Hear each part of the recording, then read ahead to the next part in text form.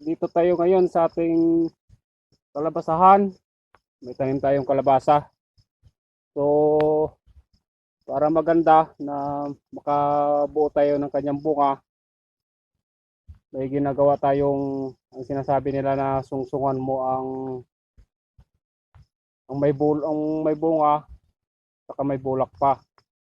So, kumuha na tayo ng yung lalaking bulak ganito. So, pinutol natin at ang gagawin natin ngayon, ilalagay natin siya sa bunga na mayroong pambulak. So, ilalagay lang natin siya rito. Ganyan. So, ganyan. Ayan yung ganyang bunga. Yan. So, mabubuo na siya.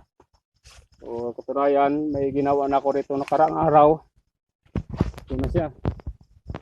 So, buo na ang bunga ng kalabasa. Meron pa rito. So, marami na ito.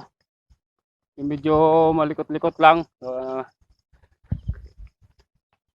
may kontin. So, ito, lalagyan din natin to. Maghanap lang tayo ng yung lalaki na bulaklak ng kalabasa. Yun natin ilalagay sa bulaklak na may bunga. So, konti lang naman ito. 30 lang to puno na kalabasa. So, ganun ang status mo siyang iba.